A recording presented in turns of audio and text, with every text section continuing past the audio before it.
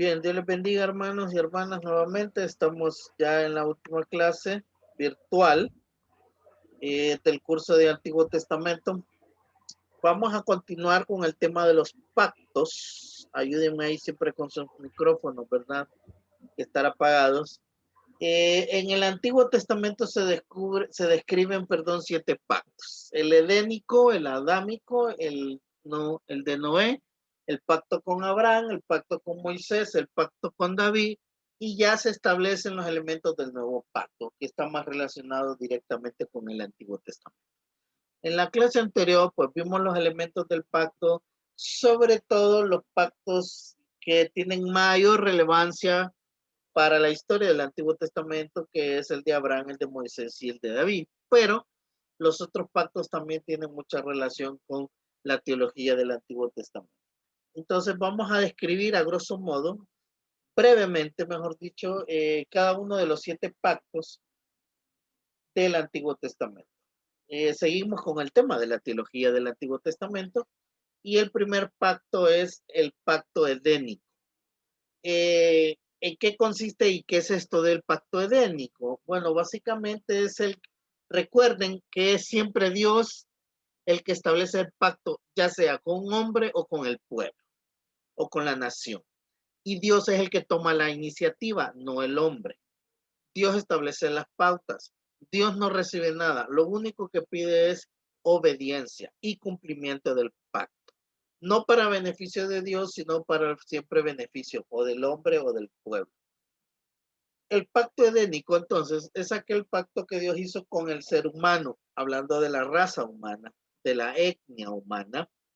Este pacto se describe en Génesis 1:28, en donde el varón y la mujer son los responsables de los siguientes elementos que contiene este pacto. Número 1, Dios establece esta relación con el hombre en la creación y le dice que tiene que poblar la tierra. Tiene que sujetar la tierra para el provecho mismo del ser humano. También tiene que tener dominio sobre la creación animal, comer de la hierba y de los frutos, labrar y cuidar el huerto y abstenerse de comer del árbol del conocimiento. Esto lo encontramos en los primeros capítulos, en el primer capítulo de Génesis, cuando Dios establece entonces el hombre en el Edén y le da esta serie de requerimientos, condiciones, ¿verdad? Y le pone un freno. Todo descansa en la obediencia.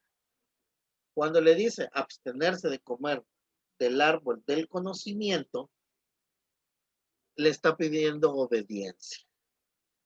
Lo demás, el hombre es para beneficio del hombre.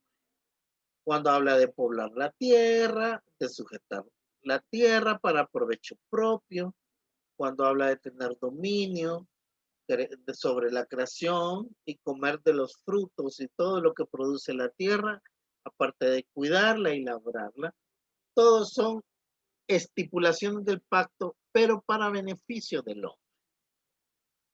En esto consiste entonces el pacto edénico. Génesis 1:28. Ese es el primero que se establece. Ahora, recuerden que el hombre desobedece y entonces se tiene que establecer otro pacto. Y ese es el famoso pacto con Adán. Esto lo describe bien Génesis 3:15, donde Dios gobierna la vida del ser humano, pero ya en el estado caído del hombre. Ya Adán y Eva habían incumplido el pacto de Génesis 1:27, habían violado ese pacto. Entonces recuerden que las estipulaciones de pacto, claro que hay una consecuencia para el que rompe el pacto. Las condiciones de este pacto con Adán, no confundir el pacto edénico, que viene de Edén, con el pacto adámico de Adán. Las condiciones de este pacto establecen que ha de continuar siempre hasta el reino milenial y hasta que venga el Señor. cuando la creación misma sea liberada de la esclavitud de la corrupción, o sea, del pecado. Recuerden, una vez que el hombre rompe el primer pacto, entonces queda un estado caído. Y a pesar de que la cruz lo redime, todavía hay corrupción y tiene que ser liberada a la tierra de todo pecado. Entonces, hay que esperar esta libertad gloriosa de los hijos de Dios. En este pacto adámico o de Adán, hay algunos elementos que hay que considerar. Uno de ellos pues, es que siempre está el enemigo como instrumento y este cae bajo maldición. Génesis 3:15 en adelante. La serpiente cae en maldición. ¿Se acuerdan de que le herirá en el carcañal y todo ese relato?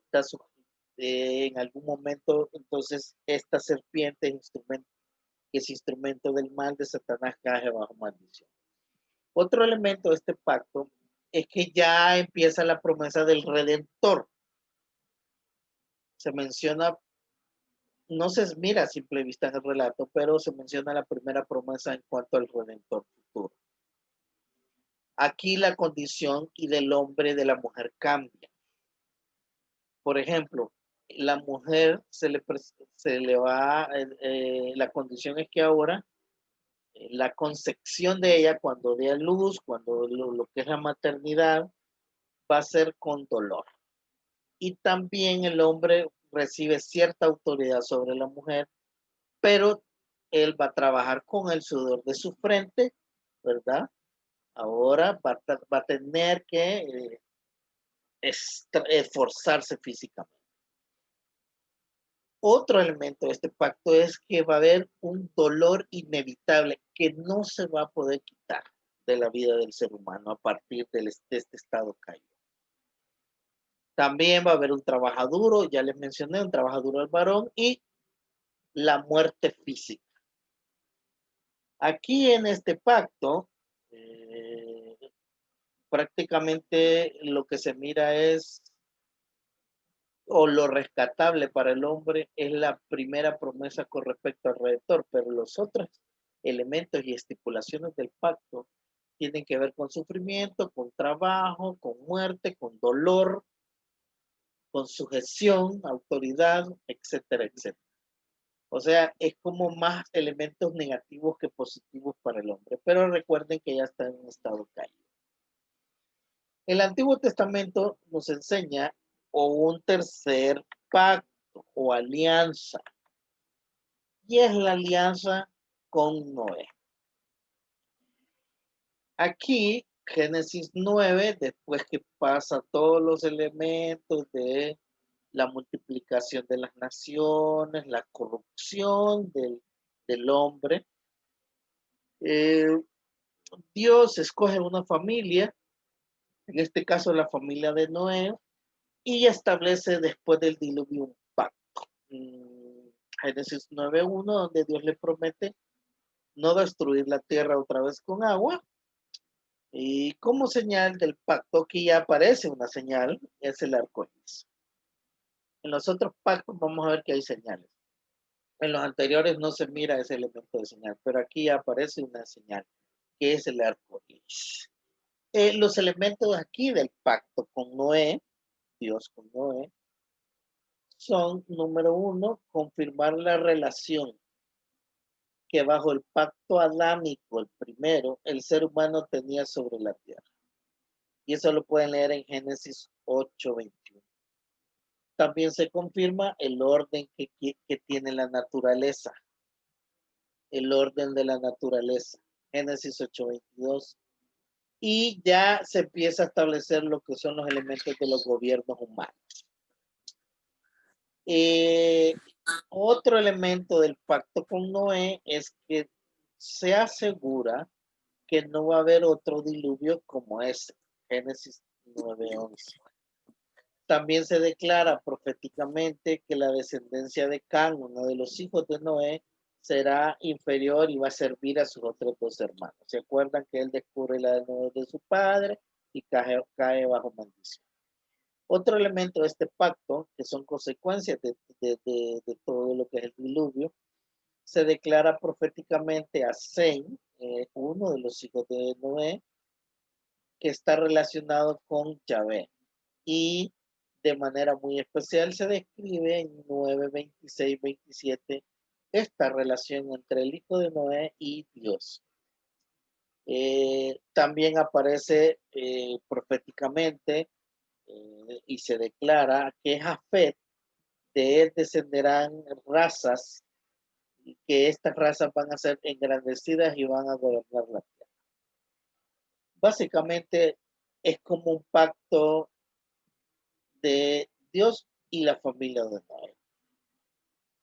El primero era Dios y el hombre en el Edén, el segundo era Dios y el hombre después del estado caído, y ahora es entre Dios y la familia Noé y su descendencia, los hijos de Noé.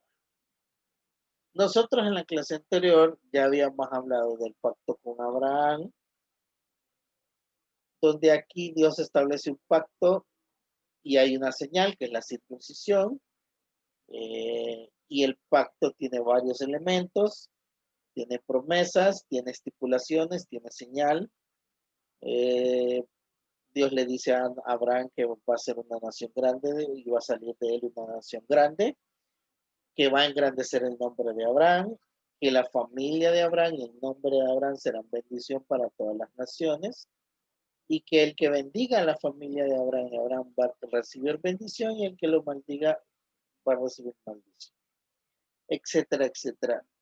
Y lo más importante aquí es la tierra y la descendencia. Y este pacto ya lo mencionamos en la clase anterior, también el pacto con Moisés, que más que todo con Moisés es con Dios y ya con el pueblo.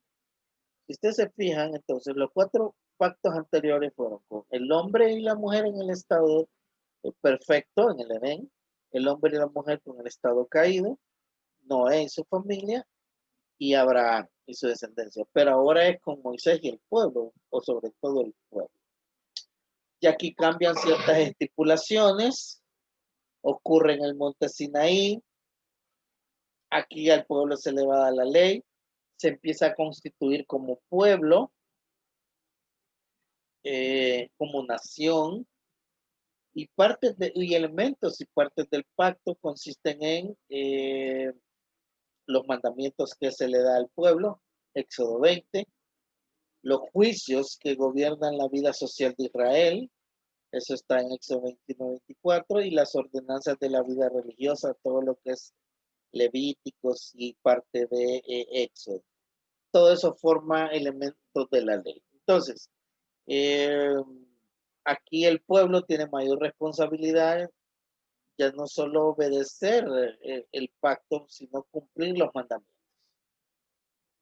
También sigue la promesa de la tierra y la descendencia. De ahí nos trasladamos hasta la época de David, con el famoso pacto davídico o pacto David, que es un pacto entre Dios y la casa de David. La casa de David tiene relación con la monarquía.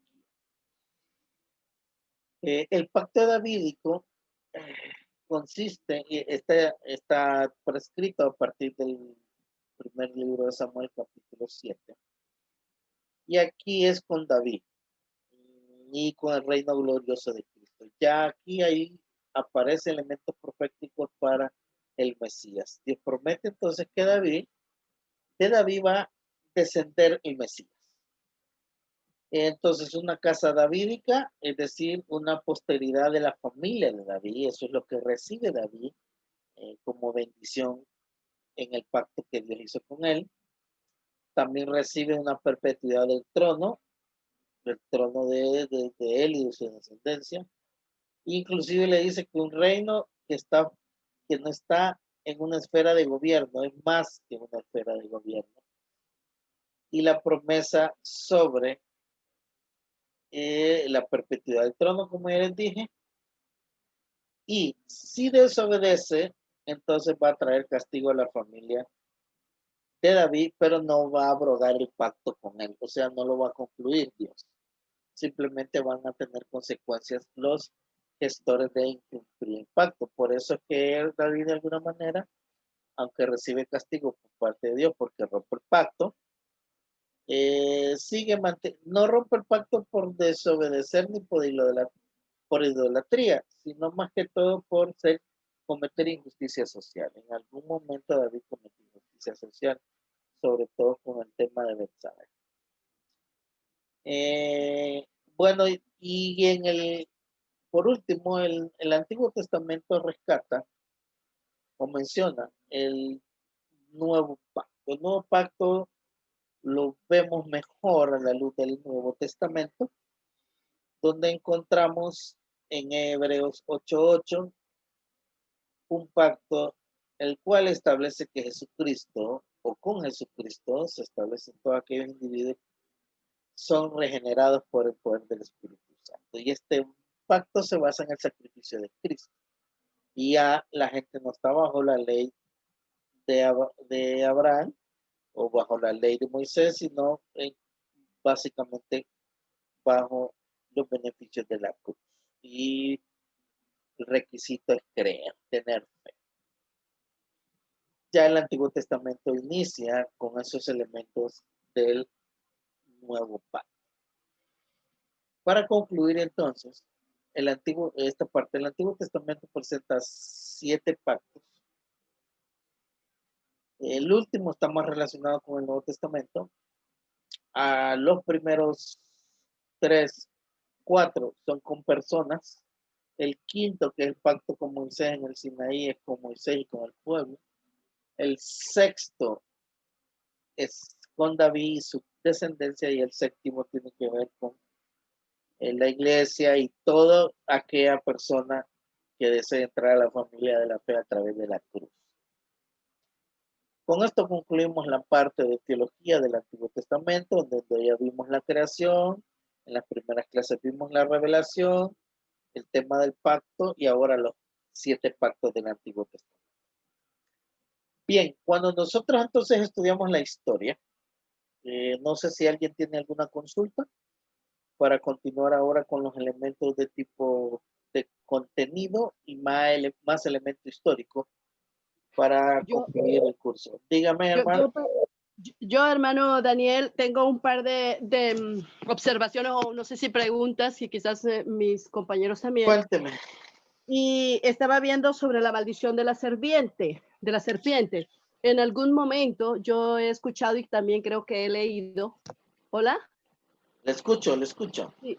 También creo que he leído sobre que cuando la maldición de la serpiente es algo profético que tipifica lo que es a la serpiente como el enemigo, y que la mujer como de mujer van a ser Jesucristo, y que por eso habla que le va a herir en la cabeza. Entonces está tipificando prácticamente lo que es el plan de salvación. ¿Qué tan cierto es esto según algunos comentarios que yo he leído? Bueno, hermana, perdón, en esa vía estamos. La mayoría concluye ese pasaje que es un elemento profético con respecto al Nuevo Testamento y sobre todo a Jesucristo.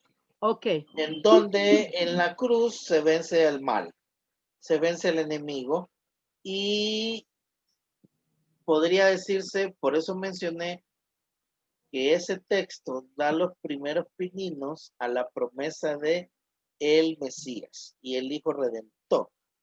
Ok. Sí. Lo siguiente que quería comentar es sobre la autoridad que Dios le da a Adán. Yo siempre, cuando he estado hablando con algunas mujeres que se quieren rebelar contra sus esposos, le digo, pues lamentablemente desde la creación del hombre, allá de la caída del hombre, Dios le da, cuando dice que el hombre se enseñoreará de su mujer. Pero me llama poderosamente la atención porque siento que considerando ese punto de enseñorearse, yo no sé si aún dentro de las iglesias está como mal utilizado, porque a veces yo siento que aún los mismos hermanitos, espositos, a veces quieren dominar a la mujer de una forma que yo no creo que sea tan correcta. ¿En qué sentido podríamos entender el señorío del hombre hacia la mujer? Bien, gracias, hermana. Siempre se ha discutido ese tema, más que todo por elementos culturales y el machismo, ¿verdad? La Biblia inclusive está bajo un contexto patriarcal, donde la mujer queda relegada en muchos aspectos. Algunos dicen que es por ese texto de Génesis, ¿verdad? Que lo interpretan de esa manera. Yo pienso, y este es un comentario más particular, que de alguna manera en el matrimonio sí Dios establece no un Un rango, orden, sino un un orden. orden, ¿verdad? Ujú. Que no tiene que ver con rango ni estar mandando uno al otro, Ni con machismo, ni con ni cultura. con feminismo, ni con cultura. Entonces Es establece un correcto. orden, hay una cabeza, pero al final también en el Antiguo Testamento se presenta que el hombre y la mujer son iguales ante los ojos de Dios, los dos son Ujú. uno, e inclusive en la relación conyugal se termina de fundir eso. Así es. Entonces a veces creo que se interpreta desde el punto de vista cultural y machista ese texto, ¿verdad? Ok, Hay que tener perfecto. cuidado con eso. Y la última que tengo es con relación al linaje del Señor Jesús. Habla de que Jesús nacería del linaje de Abraham. Eso yo lo conversé con algunos compañeros y sé que ellos están también atentos a esta interrogante, porque cuando uno lee la genealogía en el libro de Mateo, ahí aparece la genealogía que es de José, que fue hijo David, hijo de Isaí, que fue hijo de Boz, creo. Luego de ahí viene que nace José. Pero si nos vamos objetivamente, ¿qué explicación o más bien el linaje más bien viene por el lado de David, perdón, de la mamá? No sé, porque prácticamente José, no sé, me estoy metiendo a un lío, pero José no es realmente el papá hablando sanguíneamente. ¿Cómo se interpreta eso? ¿Y de dónde viene María entonces? Si ese es el Bueno, linaje. hermana, eso tiene que ver con un elemento también de tipo cultural en el Nuevo Testamento. Ujú, Recuerde que la mujer, en realidad, aparte de ser relegada, no representaba nada ni para asuntos ajá, de tipo legal. ajá, Entonces, las genealogías presentadas en el Nuevo Testamento no van a terminar en María porque por una cuestión cultural. Tenían que terminar en José. ajá. Ahora, Pero si somos objetivos, por ambos lados, la ajá, genealogía tanto de María de José procede del linaje de el David, linaje de David. Ah, ok. que es, digamos, la promesa, parte de la promesa del pacto que Dios hizo con David, aparte de la perpetuidad del trono, que de él saldría el Mesías. Pero Ajá. sí, independientemente que no era consanguíneo con José, por el lado de María sí también había descendencia davídica y por lo tanto adámica, ¿verdad? Porque en la genealogía de David también, según el Antiguo Testamento, procede de Adán. Ujú. Pero digamos, ¿tenemos alguna, o no sé, porque por lo menos en la Biblia no recuerdo haberlo leído, de dónde viene María? Ah, como en la genealogía de María, canónicamente no hay una evidencia así Okay. establecida. Ajá, Los que hacen comentarios establecen que sí hay algún vínculo. Habría que estudiar esas dos genealogías, la de Mateo y la de Lucas, para revisarlas bien. Si usted las ojea, va a encontrar algunos elementos ahí. Pero por aspectos culturales no aparecía el nombre de la madre, sino, okay. sino solo del padre, de padre de Ujú, Jesús. En este caso era José, así es. por adopción, Ujú. ¿verdad? Bueno, muchas gracias, hermano Daniel. Ok, hermanito. Gracias, hermanos. No sé si hay otra interrogante o comentario. Vamos a seguir con lo que es el contenido del Antiguo Testamento a manera de gráficas y diagramas que les tengo aquí preparadas. Vamos a ir analizando imagen por imagen. Tal vez no hay para copiar mucho, pero presten atención a lo que yo voy a estar explicando de lo que aparece ahí.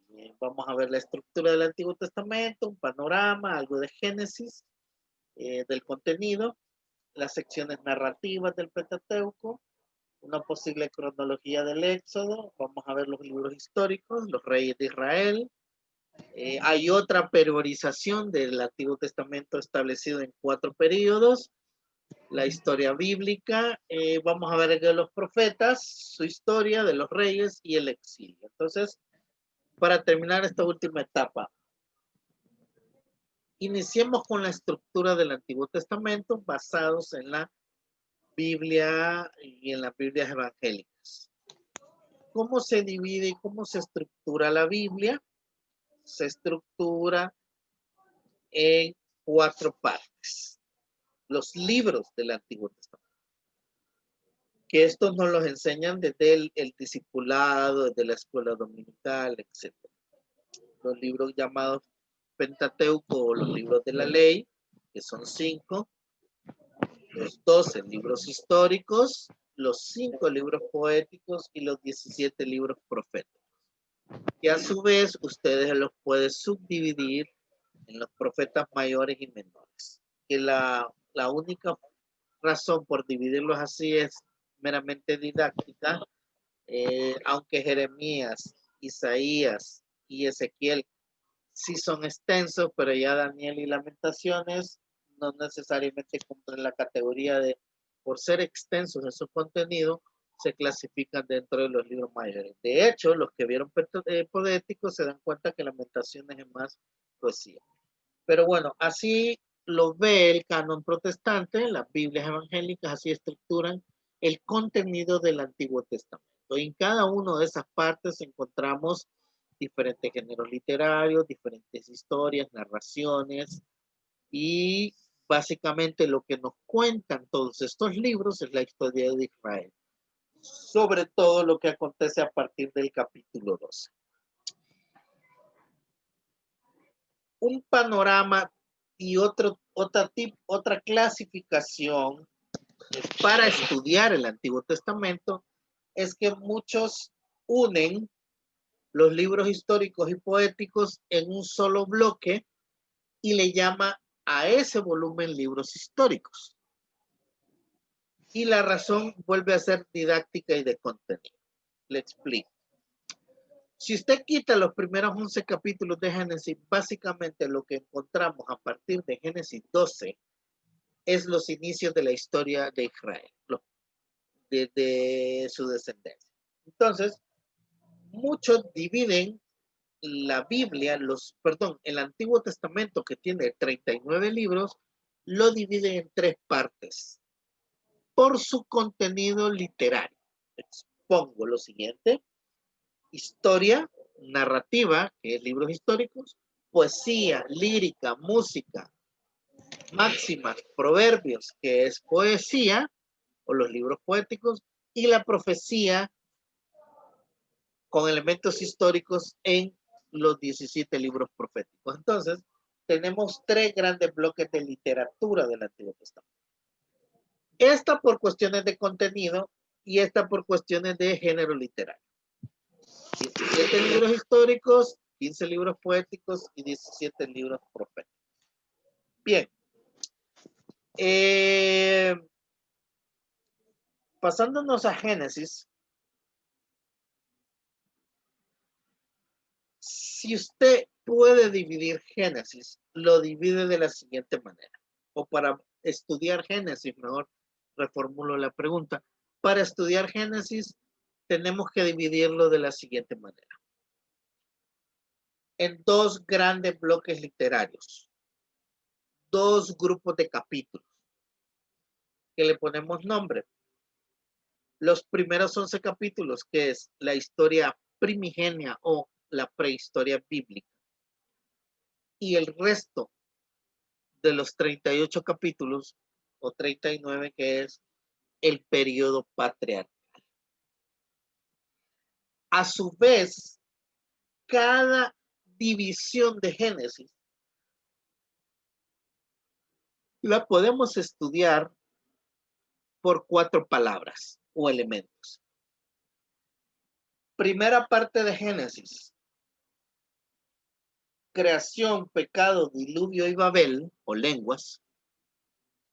Y si usted ve, 4 eventos. 4 palabras, 4 eventos. Creación, pecado o caída, diluvio y Babel. Y el otro gran bloque de capítulos es los inicios de la historia patriarcal, que los puede dividir usted en 4 grandes nombres: Abraham, Isaac, Jacob y José, los patriarcas de Israel. Entonces, Génesis así se estudia. 4 actividades, ¿verdad? 4 descripciones, 4 eventos, mejor dicho, y 4 patriarcas. Entonces, cuando usted quita los primeros 11 capítulos de Génesis y usted une Génesis al resto del Antiguo Testamento, lo que va a encontrar básicamente es la historia de Israel.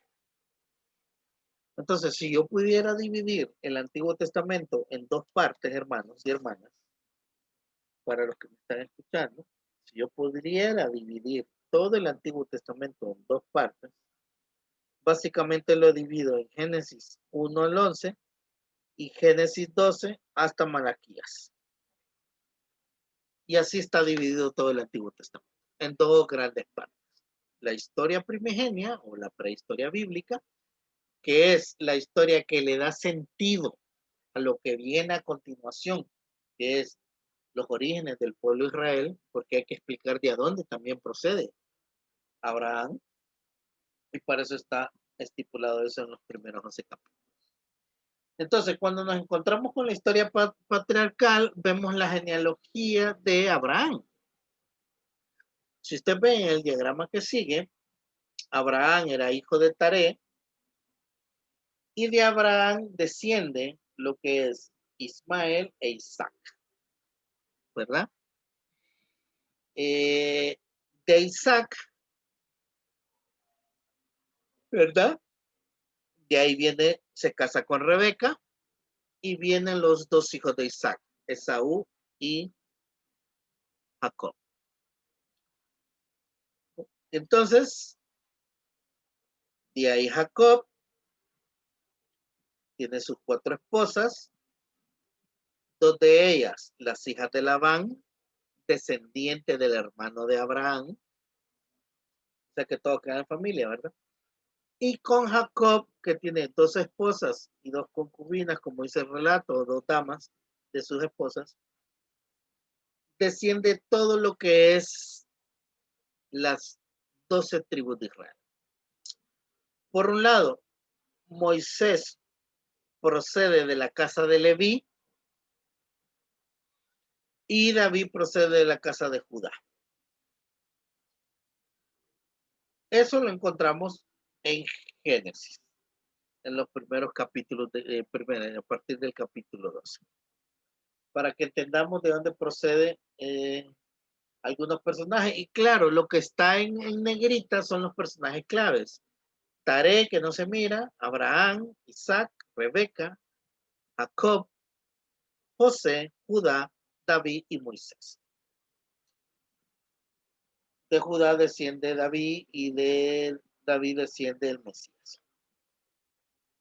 Volviendo al relato de Génesis,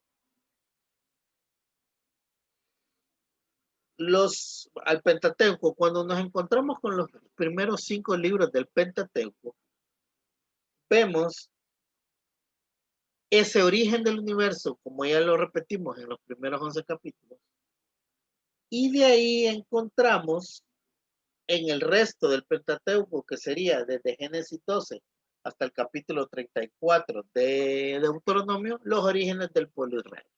2 grandes bloques. Pero ese segundo bloque de Génesis 12 a Deuteronomio 34, encontramos 2 historias.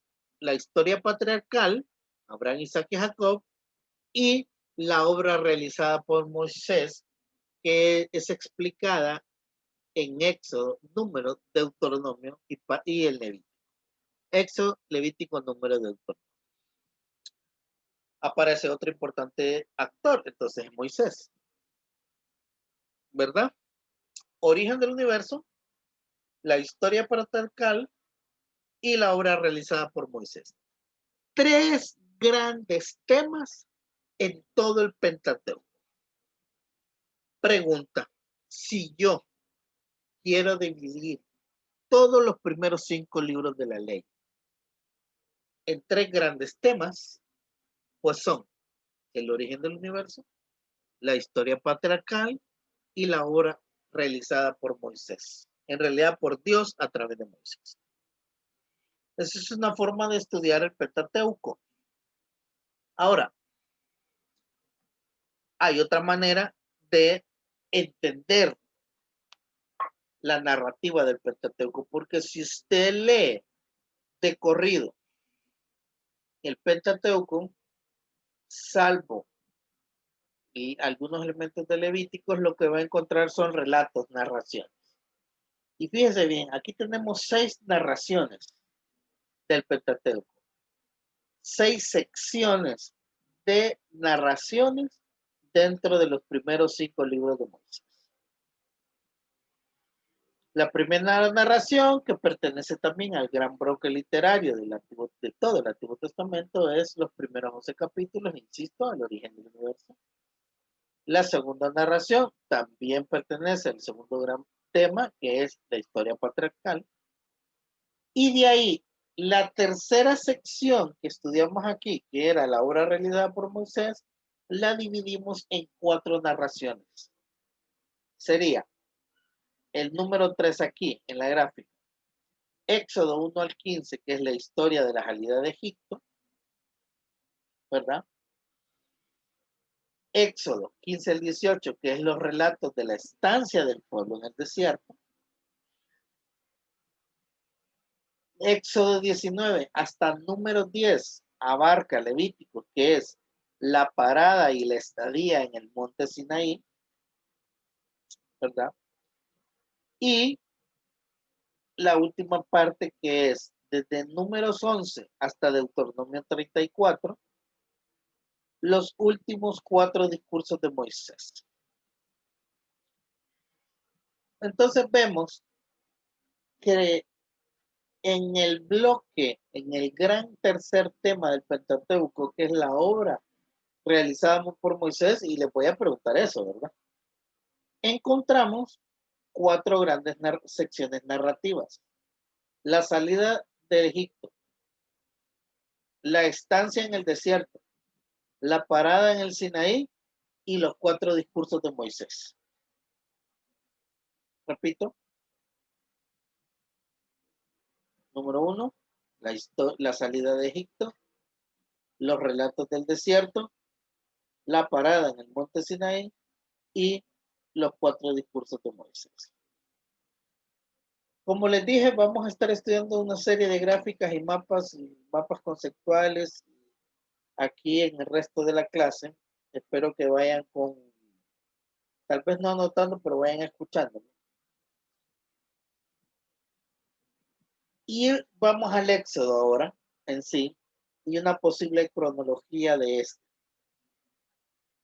Bien, cuando ya pasamos la etapa esta de la sección de los patriarcas, nos encontramos entonces con el llamamiento de Moisés por parte de Dios, en donde por 430 años aproximadamente, que es una cifra aproximada, el pueblo de Israel permanece en Egipto.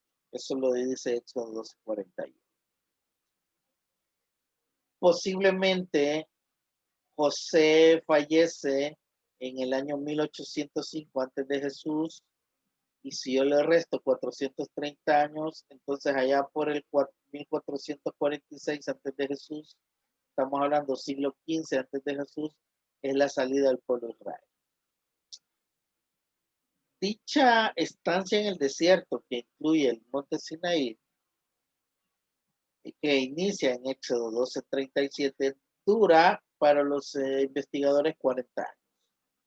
Entonces hay que leer Éxodo 16:35, Deuteronomio 1:3, cuando ellos llegan a las puertas de Canaán. Entonces, todo el libro de Números, todo el libro de Levíticos, a partir de Éxodo 12 y todo el Deuteronomio, nos relata esos 40 años en el desierto. ¿verdad? Repito, a partir de Éxodo 12:37, todo el libro de Levítico, que es el sistema sacerdotal, todo el libro de Números, que es la continua marcha por el desierto al Canaán, y todo el Deuteronomio, que es una repetición de leyes que Dios establece con Israel, todo eso ocurre en los 40 años aproximadamente, hasta llegar al punto que están cerquita de la entrada a Canaán, que posiblemente sea en el año 1406 antes de Jesús. Esos son los que dicen algunos arqueólogos y eruditos bíblicos. Bien, hasta aquí algo del Pentateuco. Yo les mencioné al principio de estas gráficas que algunos eruditos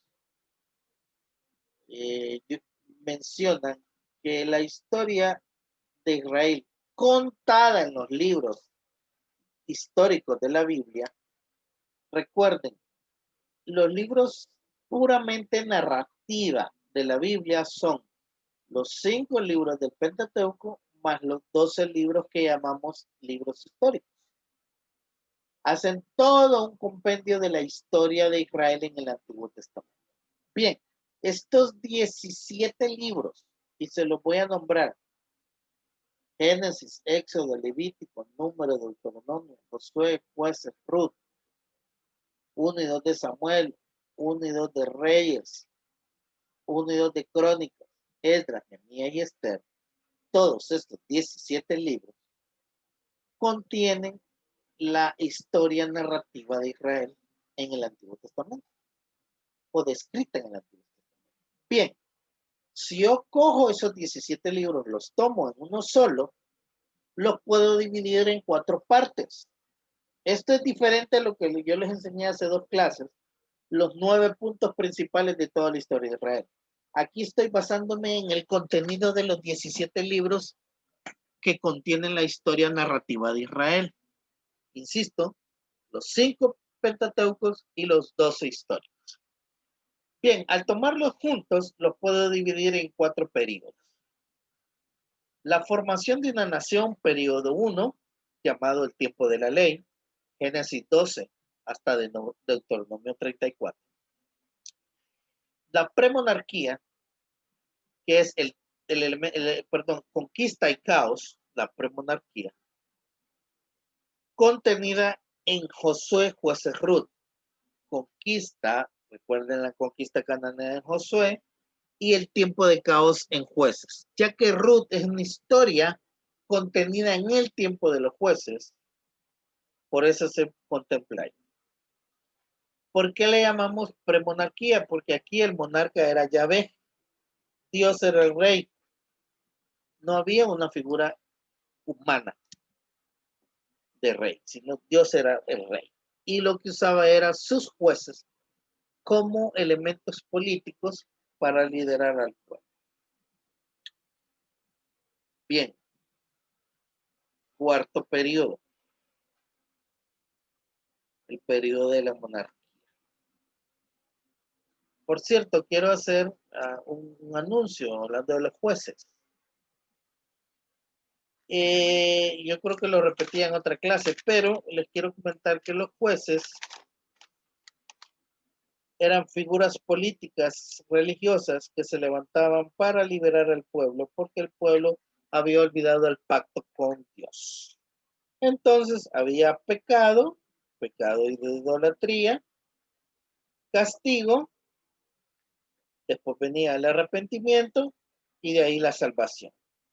La salvación en forma de liberación. Anoten esos 4 elementos en tiempos de los jueces: pecado, sobre todo idolatría e injusticia social; castigo por el pecado; arrepentimiento; y después salvación, liberación. Pasamos entonces al tercer periodo, el periodo de la monarquía, también conocido como Reino Unido y Dividido. ¿Dónde encontramos toda esta historia? Pues en Samuel, Reyes y Crónicas, pero Crónicas es un complemento a la historia narrada en Segundo de Samuel, Primero de Reyes y Segundo de Reyes. Es como una repetición de esa historia. Por último, tenemos 3 libros llamados Posmonarquía o El exilio y la restauración, donde Esdras y Nehemías son los personajes importantes y Esther es una historia contenida años después de que los judíos regresen del exilio.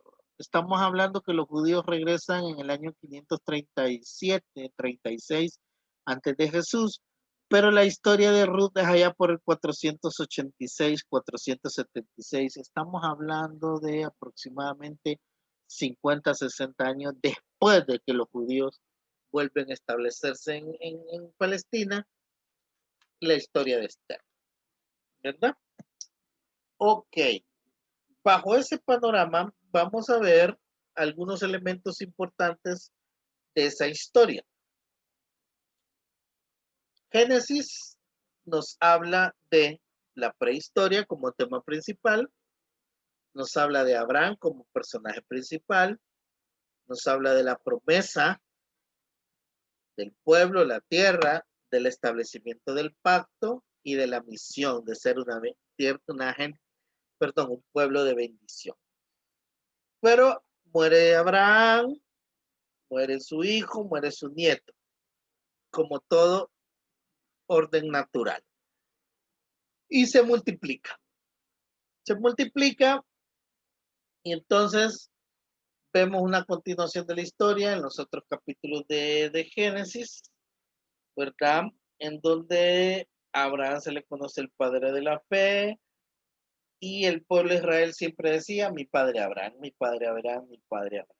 O nuestros padres, Abraham, Isaac y Jacob.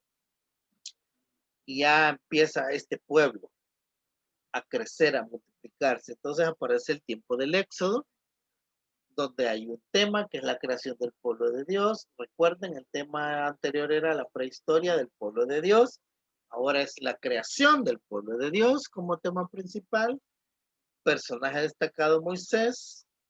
Se cumple la promesa de Dios con Abraham, un pueblo grande, fructífero. Y falta el tema de la tierra. Y entonces se establece un pacto en el Sinaí, la ley. Y se establece la ley.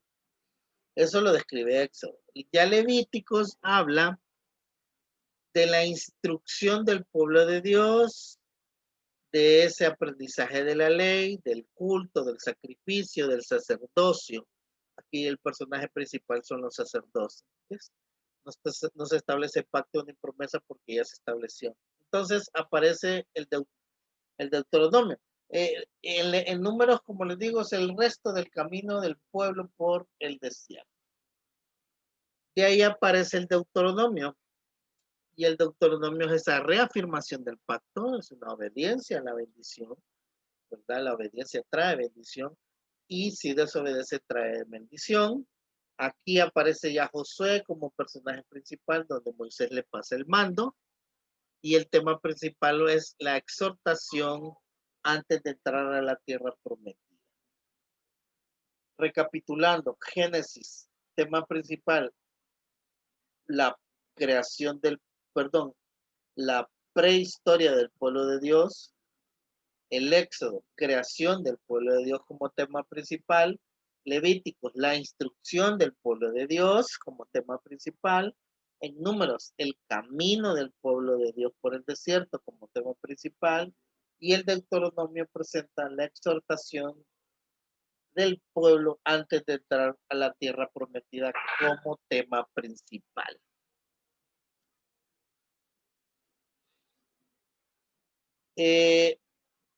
Tenemos esta otra gráfica entonces, ya metiéndonos en la continuación de la historia. Recuerden, ya habíamos visto el Pentateuco, el periodo de los jueces, y ahora vamos a entrar al tema de la monarquía y la elección de un rey. La elección de un rey. Entonces, retrocedamos un poquito. Tenemos, después del Pentateuco y el establecimiento en Canaán, en Josué, está la época propiamente de los jueces, que ya aparece en el libro de los jueces, capítulo 1 en adelante, y hasta el capítulo 7 de Primero de Samuel.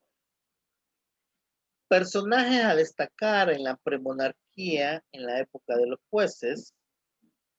Obviamente son los 13 jueces que describe el libro. Ahí podemos encontrar a Débora, a Sansón, a Otoniel, a Gedeón, etcétera.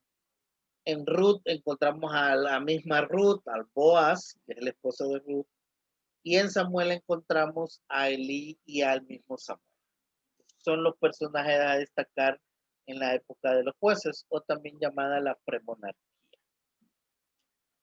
Después vamos a enfrentarnos a la monarquía, los famosos reinados, primero el Reino Unido, después el Reino Dividido, en donde en esta primera parte de la monarquía se destaca a Saúl, David y Salomón. Y vamos a ver una serie de reyes por ahí. Pero antes, miremos el tema principal de los libros Josué, Jueces y Ruth. El tema principal en Josué, pues es la conquista. El personaje principal, obviamente, es Josué. Y aquí se cumple la promesa del pacto hecho por Dios a Abraham, en donde se cumple la posesión de la tierra prometida. Los elementos del pacto aquí es que si hay obediencia, entonces trae bendición. No es que yo doy algo a cambio para que me dé bendición, no, es la obediencia. Pero el pueblo en Jueces falla. Entonces hay anarquía en este libro, o en esta historia, mejor dicho. Aunque los personajes principales son los jueces, el pueblo desobedece constantemente. Aquí se rompe el pacto, por lo tanto la desobediencia trae maldición y el pueblo de Israel es sometido por los filisteos en una serie de años y tras años por desobedecer el pacto, hasta que empieza a establecerse en la monarquía. Nos encontramos entonces con el libro de Samuel, en donde está la instauración de la monarquía, 3 personajes principales. Aquí hay otro tipo de pacto, sobre todo el pacto con David, pero siempre se estipula que si hay desobediencia al pacto, trae maldición. Pero si hay obediencia al pacto, hay bendición. En la época de los reyes, sobre todo la monarquía unida, perdón, sí, tiene permiso. Nos encontramos con Saúl, David y Salomón. Según los historiadores y los historiadores, cada uno reina aparentemente 40 años y de ahí hay una ruptura de la monarquía y hay entonces 2 reinos que ya los vimos y los vamos a ver viendo en gráficas. El norte de Israel, sur Judá, 19 reyes malos en el norte. El primer rey Jeroboam, el reino duró 209 años y fue conquistado por Asiria en el 722. Judá en el sur duró 345 años. Primer rey Roboam, 12 reyes malos, 8 reyes buenos y algunos no tan buenos, pero bueno, valga la redundancia, conquistado por Babilonia en el 606.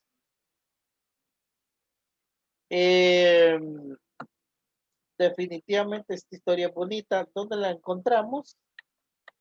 En Primero de Reyes. Aquí hay otra gráfica con respecto a los 3 primeros reyes de Israel. Saúl, el primer rey.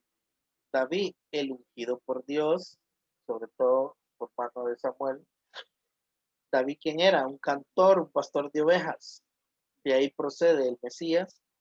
Y Salomón, ¿quién fue? Pues aquel que construyó el templo y fue un rey sabio. Algunos elementos de los principales reyes de Israel. Los 3, sobre todo. De ahí tenemos esta otra gráfica, fíjense bien, que tiene que ver con Saúl, David y Salomón. Es una especie de mapa conceptual, un diagrama de flujo de estos reyes. Centrémonos en David. David ungido por Samuel durante la guerra con los filisteos. David fue un joven valiente y generoso. Fue un rey piadoso. Como Dios estaba con él, fue venciendo a sus enemigos y llegó a tomar Jerusalén. Cantó numerosos signos. También, por su amor a Dios, compuso cantos y decidió trasladar el arca de la alianza a la capital futura de Israel, que fue Jerusalén. Ya conocemos la historia de Saúl, que desobedeció y al final, por ser mentiroso y codicia, Dios le quita el rey. Samuel lo unge, pero Samuel mismo lo elige otro rey en sustitución de Saúl. Salomón, que podemos decir, fue un hijo de David, reinó, tuvo un periodo de paz y prosperidad, recibió el don de la sabiduría y construyó el templo. Al final sus días no fueron tan buenos. Esa historia la encontramos en 1 Reyes 3, del 7 al 12. Regresando al tema principal de estos libros y al personaje, en el libro de los reyes, en ambos libros, pues el tema principal es la burocracia y la paganización de los reinos, en este caso de Israel y del norte. Aunque el personaje principal en Primero de Reyes, sobre todo los primeros 10 capítulos, es Salomón, los otros personajes principales pues son los reyes, tanto los del norte como los del sur. Desde Salomón, los 19 reyes del norte y los 12 reyes del sur malos desobedecieron el pacto, por lo tanto trajo maldición sobre su reinado. ¿Sí? Y los que obedecieron el pacto, pues trajeron bendición sobre dicho reino. También encontramos en las finales del segundo libro de Reyes la caída de Israel y de Judá. Viene el exilio babilónico, últimos capítulos de segundo de Reyes. ¿Qué pasa? La desobediencia al pacto trae maldición. Israel es quemada, sobre todo el templo, y destruida por parte de los babilónicos. Cuando nosotros leemos el primer capítulo de Reyes, perdón, el primer libro de los Reyes, encontramos 10 divisiones principales. Estoy hablando del primer libro de los Reyes. Los primeros 10 capítulos, pues, es la gloria y el reinado de Salomón. Todavía está el Reino Unido. Pero después, a partir del capítulo 11, con la muerte de Salomón, el corazón queda dividido del reino, hay apostasía, hay declinación de la ley, están los adversarios, hay divisiones y está la muerte de Salomón, por lo tanto, viene el reino dividido. Entonces el reino se divide y esa historia empieza a narrarse a partir del capítulo 12 de primero de Reyes y termina en el segundo libro de Reyes.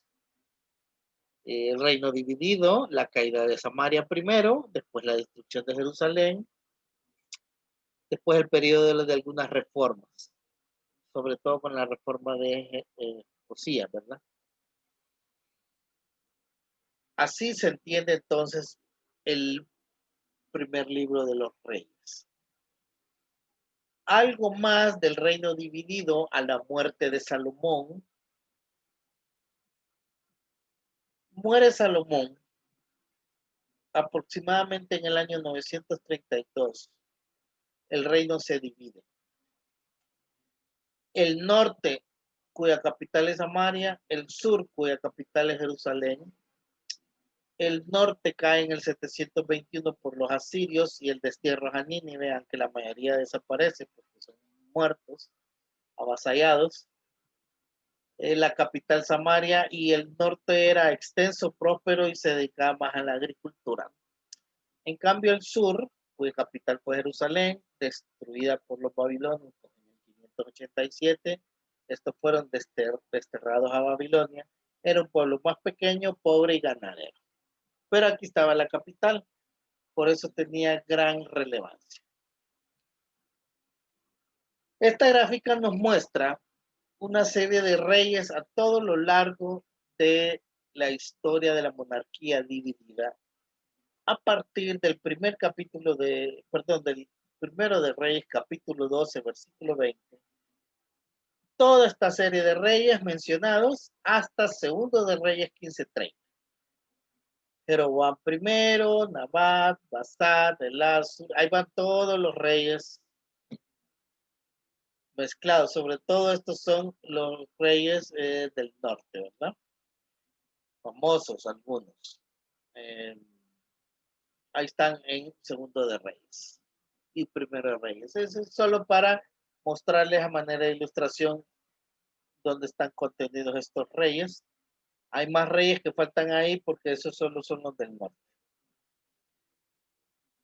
Ahora, en la monarquía unida y sobre todo en la dividida aparece otro tipo de personajes, que son los profetas. Para leer los profetas, perdón, hay que leer la historia de Israel a partir de el segundo libro de Samuel. ¿Por qué? Porque ahí aparece este personaje, los profetas. ¿Y qué son los profetas? Son los mensajeros de Dios, son guías espirituales escogidos por Dios. Su propósito es educar al pueblo, darle seguimiento sincero y constante al plan de Dios, que es al pacto. Los mensajeros de Dios que deberían de ser anunciar castigos, denunciar pecados, denunciar la idolatría, la injusticia social, pero anunciar justicia, amor, santidad, salvación. Los profetas, tanto escritores como no escritores, esa era su función. Algunos que no escribieron, como Elías y Eliseo, esa fue su función, y otros eran para aconsejar al rey, los profetas cortesanos. En los profetas mayores destacamos a Isaías, Jeremías, Ezequiel y Daniel, y ahí está qué es lo que anuncian ellos, y el otro grupo de 12 profetas menores también está, incluyendo Baruch, el secretario de Jeremías. Ahora, para entender el tiempo en que profetizaron los profetas menores, sobre todo me interesa destacar los profetas menores y mayores. El profetismo clásico, este se le conoce como el profetismo clásico de Israel, inicia en el 850 antes de Jesús y termina en el 450. Aproximadamente 400 años de profetismo clásico. Los que están en amarillo, si distinguen el color, son los profetas que profetizaron en ese tiempo y son los menores. Abdías, contemporáneo con Joel, con Jonás, Jonás contemporáneo con Amós, Oseas, Isaías, Miqueas. Abdías profetizó en el 841, Joel en el 830 y así cada uno de ellos en su respectivo tiempo. Si ustedes destacan ahí, hay profetas antes del exilio, hay profetas durante el exilio y hay profetas después del exilio. Voy a ver los extremos primero. Los extremos son preexilio y el posexilio. En el preexilio hay que destacar a Isaías, Joel, Jonás, Amós, Oseas, Isaías, Miqueas, Sofonías y Nahum. Ellos profetizan antes de la caída de Israel del sur, ¿verdad? Los que profetizan y Jeremías también, pero Jeremías también entra en el exilio. Durante en el exilio, o sea, y lo que está en rojo, fíjense bien lo que está en rojo, que son las caídas de ambos reinos. Antes de la caída de Asiria, perdón, de Samaria por parte de Asiria, profetizó Abdías, Joel y Jonás para el norte. Para el sur, Amós, Oseas, Isaías y Miqueas. ¿Verdad? Ya, cuando cae el norte, toda la profecía es para el sur. ¿Quiénes profetizan? Sofonías, Nahum, Habacuc, Jeremías, Ezequiel y Daniel. Sobre todo los que están en el exilio serían Jeremías, Ezequiel y Daniel y Habacuc, que profetizan cerca de la frontera de la caída de Israel. Cuando los judíos regresan del exilio, todavía sigue la profecía clásica, los profetas clásicos. Todavía hay anuncio, denuncia y castigo y salvación. ¿Quiénes son estos tres profetas que profetizan al regreso del exilio? Ageo, Zacarías y Malaquías. Entonces yo les podría preguntar, Nómbreme 3 profetas que profetizan antes del exilio. Abdías, Joel, Jonás, Amós, Oseas, Isaías, Miqueas, Sofonías, Nahum y Jeremías. Jeremías profetiza también en el exilio. Dígame 3 profetas o 4 que profetizan en el exilio o durante el exilio. Habacuc, Jeremías, Ezequiel y Daniel. Dígame los 3 profetas que profetizan después del exilio. Ageo, Zacarías y Malaquías. La historia de Israel hay que juntarla con la profecía clásica. La profecía clásica son los profetas que escribieron. La última etapa de la historia del Antiguo Testamento es la etapa del regreso. En esta etapa aparecen los libros de Esdras, Nehemías, sobre todo, cuyo tema principal es el regreso de Israel del exilio babilónico. Aparecen muchos personajes, un llamado Josué, un Zorobabel, Nehemías, Esdras.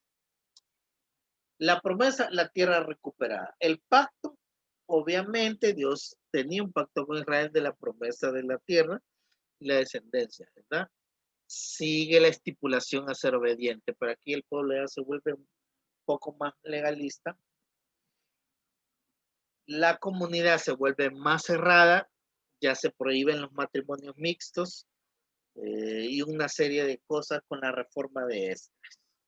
Ya el pueblo es diferente, ya no habla hebreo, viene hablando arameo, no tiene templo, se empieza a construir otro templo, ya existen las sinagogas, aparece la figura de los escribas, fariseos, no hay rey, sino que hay un sacerdote, y entonces cambia la dimensión del pueblo, ya no es aquella nación poderosa en tiempos de Salomón de David, es un pueblo que no tiene autoridad civil ni religiosa, sino que es la misma, el sacerdote. O sea, no tiene distintamente autoridad civil y religiosa, sino que es la misma persona, ¿verdad? Bueno, cosas a destacar después del exilio. Cuando leemos Esdras, encontramos en los primeros 6 capítulos al personaje Zorobabel, que guía a los primeros exiliados y empiezan a reconstruir los muros. Aquí aparece la construcción del templo en el año 516. Después vemos a Esther. Esta es una cronología. Si usted quiere leer estos 3 libros últimos, se pueden leer de esta manera para entender parte de la historia. Los primeros 6 capítulos de Esdras, después se lee todo Esther, de ahí regresa a Esdras y termina leyendo Nehemías. Lo que hay que destacar aquí es la construcción de los muros, la construcción del templo, la salvación en tiempos de Esther, Esdras que guía la construcción de los muros, la construcción del templo, el tiempo de Esdras, de Esther, Esdras que regresa con un segundo grupo de exiliados y Nehemías que termina de reconstruir la ciudad. Todo eso es la panorámica cuando regresan los judíos de Israel. Bien, esto es la historia contenida en los 17 libros del Antiguo Testamento que nos marcan la narrativa histórica. También hay que insertar la profecía de los libros proféticos en esa historia. No sé si con tanta información tienen alguna duda, alguna pregunta, porque aquí termino mi contenido por hoy. Así que me gustaría que me dejaran ver sus comentarios ahí. Si quieren